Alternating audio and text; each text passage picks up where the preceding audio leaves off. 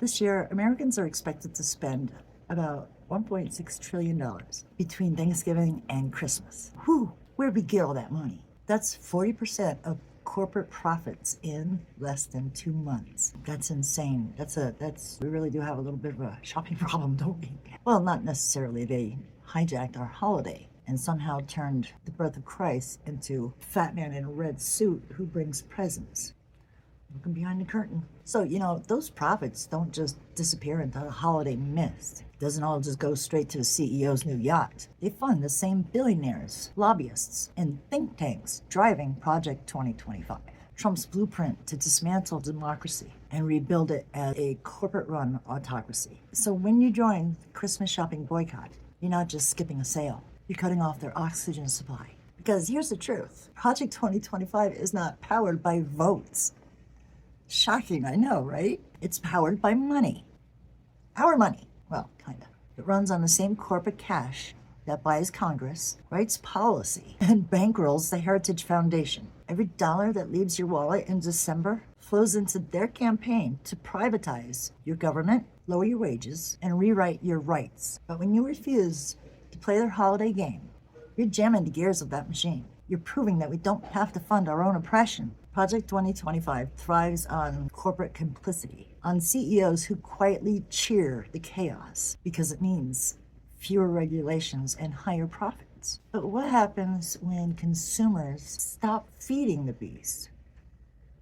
Well, when profits drop, those same executives, they start panicking. First thing they'll do is they will start pressuring the politicians to calm everything down, to stop the shutdowns, to stop the bad press. That's leverage, baby, and that's ours. This boycott isn't just an act of protest. It's a transfer of power. It's taking $1.6 trillion that normally fuels the 1% and redirects it back to the 99%. Spend it locally. Trade, donate, help your neighbors. Tip the people who never get tipped. Support the creators who tell you the truth, while corporate media tells you lies. None of this is anti-Christmas. Not at all. It's the most revolutionary version of Christmas that this country's ever seen. Project 2025 wants Americans too broke and too demoralized to fight back. They want you believing that the government is broken, that corporations are saviors, and that your only power is to consume. This boycott flips that script. It says we are not powerless. We're the economy.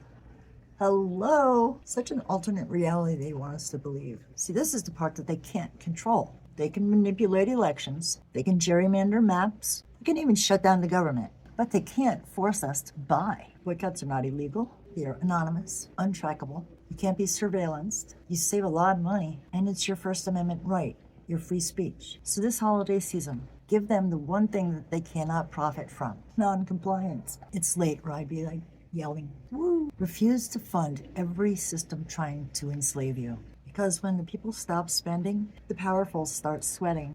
So yeah, this boycott might look like something small from the outside, but a country built on consumer obedience, choosing not to spend is the loudest rebellion there is. One thing I forgot to mention too was when Americans don't go into debt this year for Christmas. If you're not buying all these gifts, there's no reason to use your credit cards and overspend. You live within your limits. That means the banks aren't making money either, and they'd be mad. You watch how mad those banks get.